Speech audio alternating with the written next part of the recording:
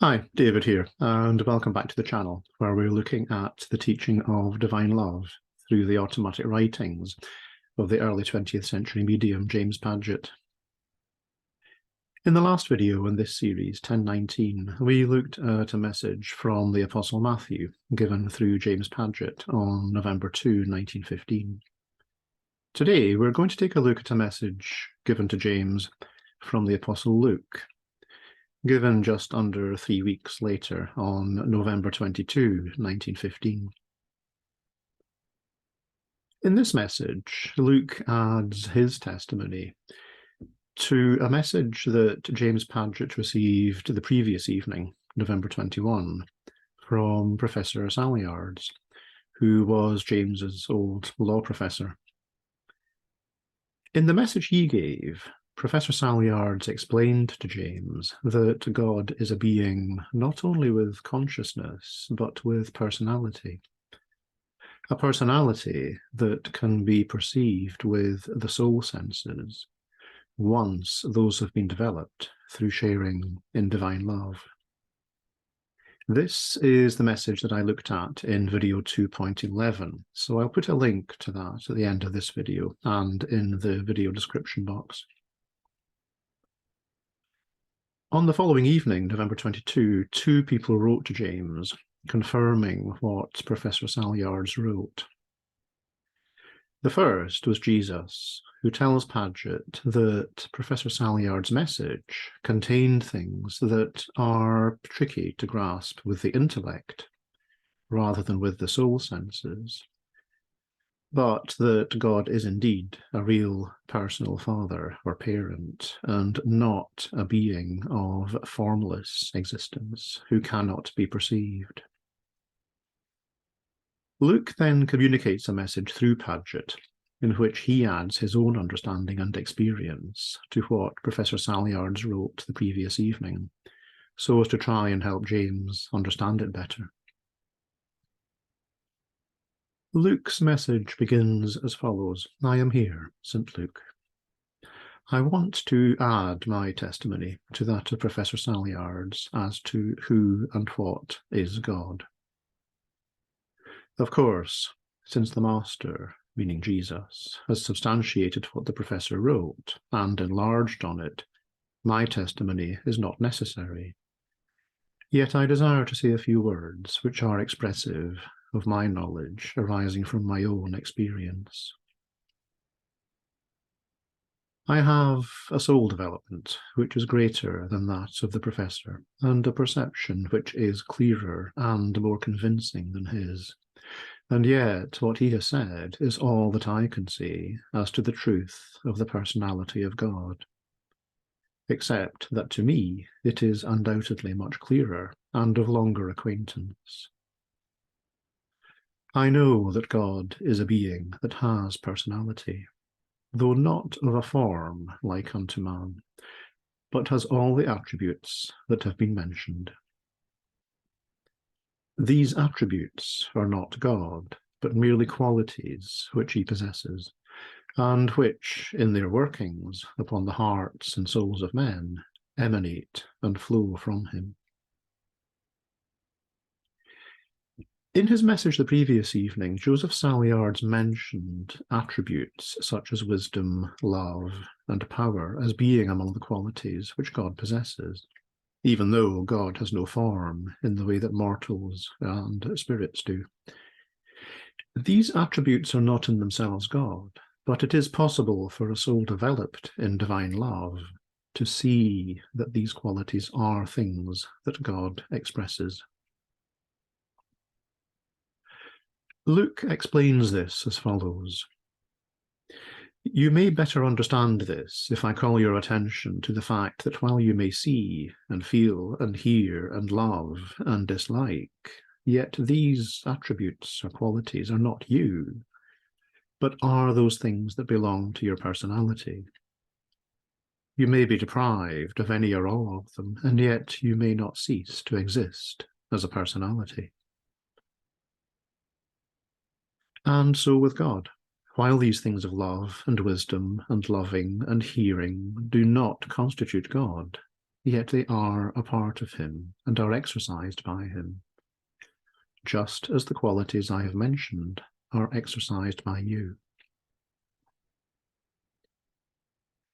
I know it is difficult for the mere mind to comprehend this great truth of God having a personality, yet it is a truth, and just as real to the perceptions of the developed soul as is the existence of yours or any man's personality to the finite mind.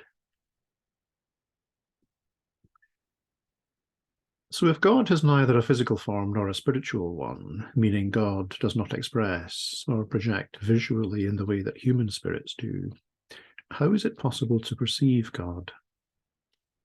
Luke just says here that this is possible for what he calls the developed soul.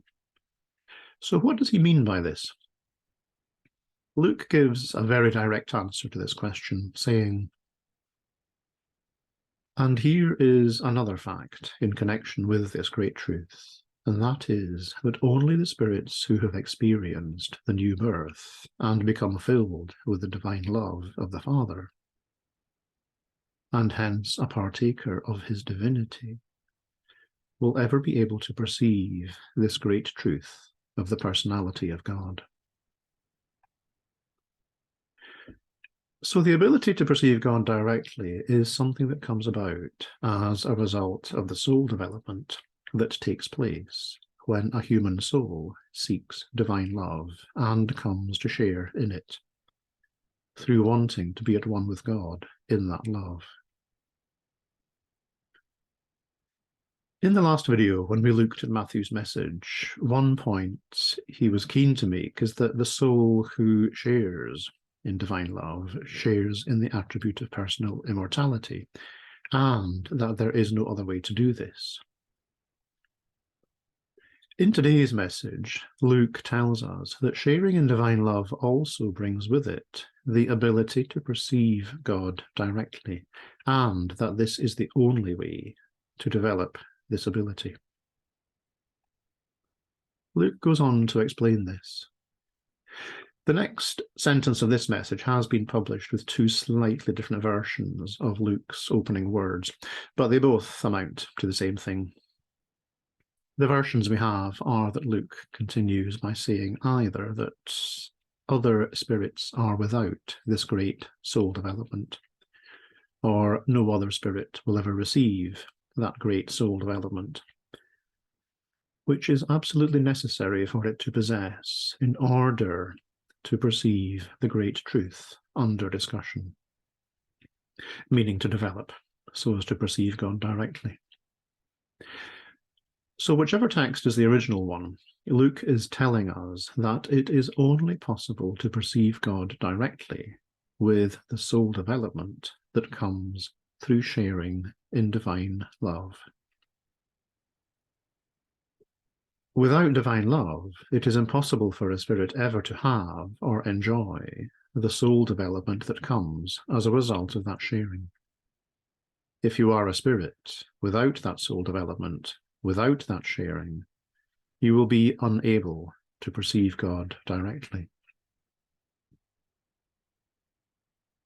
That is not to say a spirit who does not share in divine love is completely unaware of God or can learn nothing about God, but there will be no direct perception of God. Luke freely acknowledges that this is something those without divine love might struggle to accept, but he is clear in saying, yet the mere fact that these other spirits do not comprehend or understand this truth does not make it any the less a truth.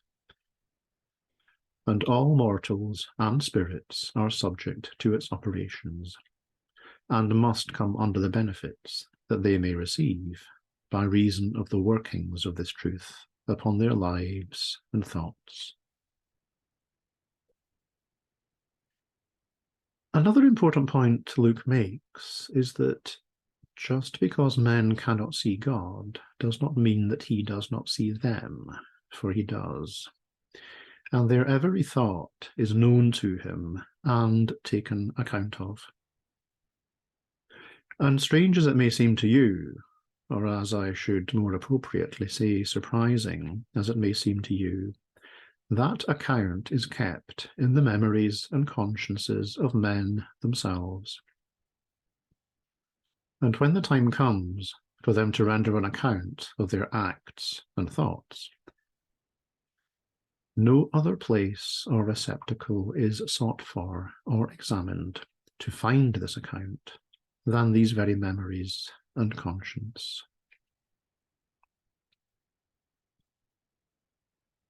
It is a well-known truth in spiritualism that when we pass to spirit, that transition makes no difference to who we are. We are who we are, and we are all that we are. The evidence of that is how we have lived, and the mark that all we have thought and done has left upon us, upon the soul we are.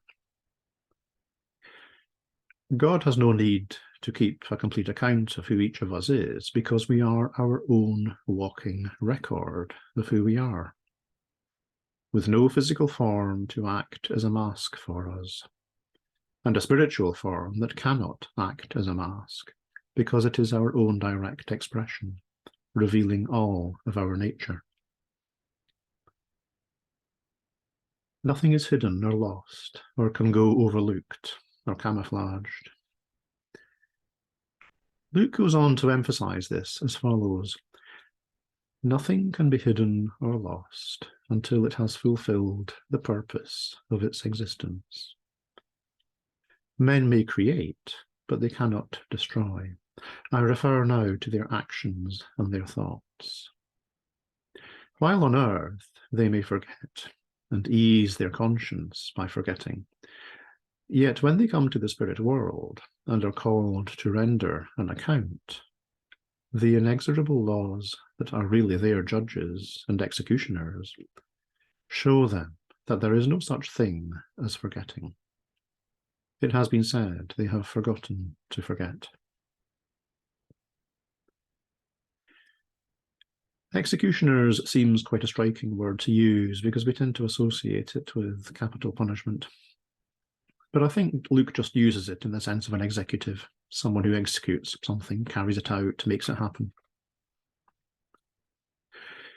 So the universal laws we are all subject to both reveal and apply consequences. In speaking of the inexorable laws of spirit, Luke reminds us that we are all subject to them, and that we are, in a sense, our own judges. And as soon as the judgment is made, its consequences come into operation. When we pass to spirit, we are who we are. Because of who we are, we go where we go, to a place where we are not embarrassed by our own nature, either by being among those who are spiritually more highly developed, or by being among those who are spiritually less developed. None of this involves any kind of personal judgment by God, simply because when we pass to spirit, we ourselves are the account that we render. And we have now entered an environment where the consequences of who we are flow directly from our nature, as naturally as a stream flows downhill. Luke expresses this as follows: God is a being, self-existing, unchangeable, but full of love and mercy.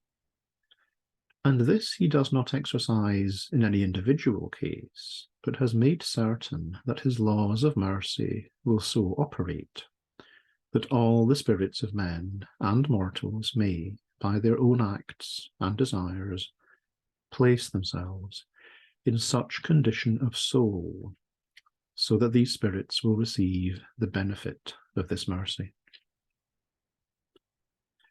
Yes, his mercy is from the beginning waiting for all men to ask for it and want it, just as is his love. I could write on this subject for a longer time, but I must not write more tonight, as you are tired, so I will close. With all my love and blessings, I am your brother in Christ, St. Luke. So in a message that begins by telling James Padgett that God is a being with personality, confirming what James has been told by Joseph Salyards and Jesus, Luke goes on to remind us why it is important to pay attention to the development of our own personality ahead of passing to spirit. If we have any concerns about where our own personality might put us, the answer is to seek God's love, so that we share in divine love and experience the soul development and enhanced attributes, including personal immortality, that this process leads to. The next video in this sequence, video 1021, will look at a message given to James Padgett on November 23, 1915, the very next evening after the message we've just looked at. The author of the next message is John, to whom the fourth Gospel in the New Testament is attributed. In that next message, John shows how people in spirit can benefit from the help of others who are only a little more spiritually developed than themselves, which is why pretty much anyone can find someone to help. Advice that applies equally to this world as it does to the worlds of spirit. It's quite a long message, but an interesting one. The next video in Series 2, looking at messages from family and friends of James Padgett, will look at a message from James's old law partner, Anthony Riddle. We've heard from Anthony once already back in video 2.9. It's a long message, but a fascinating one, because Anthony tells James that he has moved beyond the 7 spiritual heavens. That video will also conclude Series 2. And I'll say a bit more in it about the messages we'll be looking at in Series 3. So I hope you'll join me for one or both of those upcoming videos. In the meantime, if you've enjoyed this one, please do take a moment to like this video and subscribe to the channel if you haven't already. It all helps to spread knowledge of this material so other like-minded souls can enjoy it too. As always, thank you for watching, and I'll see you soon. Take care until then. Bye-bye.